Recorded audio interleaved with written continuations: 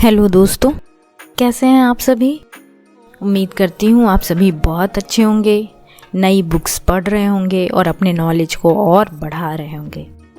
जैसा कि आप सभी जानते हैं कि इस महीने पेरियार रामास्वामी की जयंती आ रही है, तो चलिए आज हम उन्हीं के ऊपर बात करने वाले हैं। दोस्तों, पेरियार रामास्वामी का जन्म 17 सितंबर 1889 तमिलनाडु के इरोड जिले में हुआ था और उनकी मृत्यु 24 दिसंबर 1973 में हुई थी। उस समय तक उनकी एज 94 वर्ष की हो चुकी थी। दोस्तों, वे एक सामाजिक कार्यकर्ता, समाज सुधारक, एक महान राजनेता भी थे। उनका जन्म एक संपन्न हिंदू परिवार में हुआ था। वे कुरुम्बा जाति में जन्मे थे।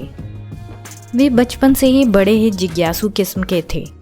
उनके परिवार में उनके पिता उन्हें हिंदू धर्म की शिक्षा देते, क्योंकि उनके यहाँ पे हिंदू धर्म का इतना अधिक प्रभाव था कि उनके घर पे रोज ही भजन कीर्तन होता था।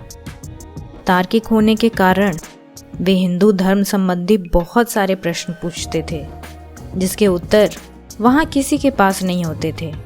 तो वे इन सवालों को लेकर धीरे धीरे बड़े हो गए। उनके पिताजी एक ब्राह्मण का बड़ा सम्मान करते थे, लेकिन पेरियार ने उनके भाई को पुलिस में पकड़वाने में मदद की, जिसके चलते उनके पिता ने उन्हें घर से भी निकाल दिया। तो पेरियार काशी चले गए।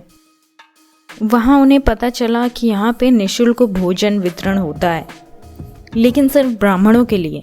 तो उन्होंने सोचा कि चलो ब्राह्मणों का वेश बनाया जाए और यहाँ से कुछ भोजन की प्राप्ति कर ली जाए। पर वहाँ पे वे लोग पहचान कर रहे थे कि कौन सच में ब्राह्मण है, कौन नहीं। वहाँ पे लोगों ने उनकी पहचान की कि ये ब्राह्मण नहीं है। पेरियार कई दिनों से भूखे थे। अन्न का एक भी दाना उनके पेट में कई दिनों से नहीं गया था। भूख के मारे जब वहाँ भोजन खत्म हो गया, वहाँ पड़े पत्तलों में जो भोजन लगा हुआ था उसे वे खाने लगे, जिसे वहाँ के कुत्ते भी खा रहे थे। उन्होंने अपने आप को बड़ा ही अपमानित महसूस किया। गृह त्याग करने के बाद वे सन्यासी का जीवन व्यतीत कर रहे थे। कुछ समय उन्होंने यूं ही व्यतीत किया, लेकिन इससे न तो रामास्वामी के विचारों में कोई बदलाव आया, न ही समाज में उन्होंने कोई परिवर्तन होते हुए देखा। लेकिन काशी में हुई उनके साथ इस घटना से वे काफ़ी प्रभावित हुए।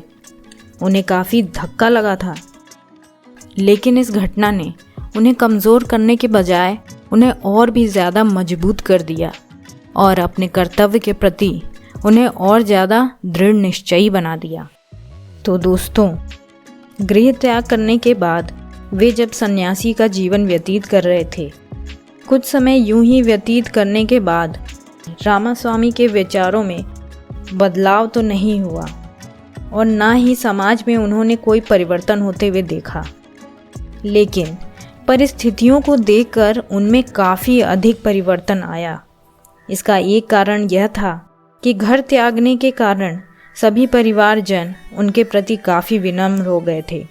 उन्होंने यह भी महसूस किया कि अगर कोई आपसे वैचारिक मतभेद रखता है तो उससे सीधे मुंह मोड़ लेने से बेहतर है कि उसके साथ रहें और साथ रहकर उनके विचारों में परिवर्तन किया जाए। तो उन्होंने अपनी कार्यशैली में काफ़ी परिवर्तन किया, जिस कारण वे अपने क्षेत्र में बेहद लोकप्रिय हुए। बिना स्वार्थ के सेवा करने वाले समाज सेवी के रूप में वे लोगों के दिलों में बस गए। उन्हें कई राजनीतिक पार्टियों के साथ काम करने का मौका मिला तथा उस समय कांग्रेस द्वारा चलाए गए विभिन्न आंदोलनों में भी उन्होंने बढ़ चढ़ के हिस्सा लिया। यहाँ तक कि 1920 ईस्वी में महात्मा गांधी द्वारा चलाया गया असहयोग आंदोलन का दक्षिण भारत में नेतृत्व का दायित्व पेरियार रामास्वामी को सौंपा गया। समाज को सुधारने के लिए उन्होंने बड़े बड़े कदम उठाए। वे जानते थे कि ये कार्य बहुत बड़े हैं। इसे सफल बनाने के लिए मुझे खुद को पारिवारिक बंधनों से मुक्त करना होगा। तो उन्होंने अपने बिजनेस का दायित्व अपने भाई कृष्णसामी को सौंप दिया। वे कई संस्थाओं से भी जुड़े थे, तो उन्होंने उनसे भी दूरी बना ली ताकि वे स्वतंत्र रूप से समाज सेवा का कार्य कर सकें। दोस्तों, आपको जानकर बड़ी हैरानी होगी कि वे उस समय कांग्रेस द्वारा चलाए गए नशा मुक्ति अभियान से भी जुड़े हुए थे। और पता है, उनके पास एक ताड़ का बगीचा था जिससे ताड़ी निकलती है। ताड़ी एक नशीला पदार्थ होता है जिसे लोग पीते हैं। तो उन्होंने कहा कि ये सारे के सारे ताड़ के पेड़ जो लगभग 500 के करीब होंगे कटवा दिए। सोचिए, ये कितना बड़ा आर्थिक नुकसान था जो आम आदमी के बस की बात नहीं, लेकिन उन्होंने किया क्योंकि उन्हें समाज को सुधारना था, जिसकी शुरुआत घर से ही होती है। नहीं तो समाज आप पर ही कई सवाल खड़े कर देगा। वाईकोम आंदोलन जो अछूतों के अधिकारों के लिए चलाया गया, उसमें भी उन्होंने बढ़ चढ़ कर हिस्सा लिया, जिसके कारण उन्हें जेल भी जाना पड़ा। तब इस मोर्चे को उनकी पत्नी नागमयी ने संभाला। अछूतों के अधिकारों की स्वीकृति मिलते ही उनके ऊपर लगाए सारे प्रतिबंध हटा दिए गए। दोस्तों, पेरियार रामासामी के विचारों को जानना और पढ़ना बेहद ज़रूरी है। तो चलिए जानते हैं उनके विचारों के बारे में। तमिलनाडु में सामाजिक और आर्थिक परिस्थितियाँ कैसी थीं, इसे जानना पहले ज़रूरी है। उस समय तमिलनाडु की सामाजिक और आर्थिक परिस्थितियाँ सब वर्ण व्यवस्था पर आधारित थीं और वर्ण व्यवस्था में शीर्ष पर बैठा ब्राह्मण था, जिसका सारे संसाधनों पर कब्जा था। दोस्तों, वैसे आज भी लगभग वैसी ही बात है, पर उस समय की सिचुएशन और भी ज़्यादा कठिन थी। तो आगे चलते हैं। जबकि बचे हुए 93% शूद्र और अतिशूद्र थे, उन्हें तो सभी मानवीय अधिकारों से भी वंचित रखा गया था। दक्षिण भारत में क्षत्रिय और वैश्य की संख्या कुछ परिवारों तक ही सीमित थी, लेकिन छुआछूत यहाँ भयावह रूप से प्रचलित थी। पेरियार ये मानते थे कि दलित समस्या हिंदू धर्म और हिंदू धर्म व्यवस्था की ही देन है। वे कहते थे कि दलित और शूद्र इस देश के मूल निवासी हैं। वे लोग जो खुद को आर्य कहते हैं, वे बाहर से आक्रमणकारी बनकर आए और यहाँ के लोगों को गुलाम बनाया, उनकी समृद्धशाली सभ्यता को नष्ट किया और अपने वर्चस्व को कायम रखने के लिए आर्यों ने वैदिक धर्म लाया और उसमें वर्ण व्यवस्था का भी निर्माण किया। ईश्वरवाद का जन्म भी आर्यों ने मूल निवासियों को मानसिक रूप से गुलाम बनाने के लिए ही किया। इसलिए दोस्तों, पेरियार जी ने ईश्वर, धर्म, आत्मा, परमात्मा, स्वर्ग, नर्क, पुनर्जन्म के सिद्धांतों का कड़ा विरोध किया। वे ये भी कहते थे कि अगर गरीब, अमीर, शोषक, शोषित, ऊंच नीच की दीवार मिटा दी जाए तो हमें धर्म की ज़रूरत ही नहीं पड़ेगी। और ये भी कठोर शब्दों में कहते थे कि ईश्वर नहीं है, ईश्वर नहीं है, ईश्वर बिल्कुल नहीं है। जिसने ईश्वर का आविष्कार किया वो मूर्ख है, जो ईश्वर का प्रचार करता है वो धूर्त है, और जो ईश्वर की पूजा करता है वो जंगली है।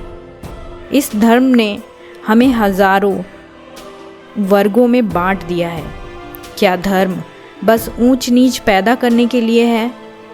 हमें ऐसा धर्म नहीं चाहिए जो हमें आपस में ही शत्रु बना देता है और एक दूसरे के प्रति नफरत और दुश्मनी सिखाता है।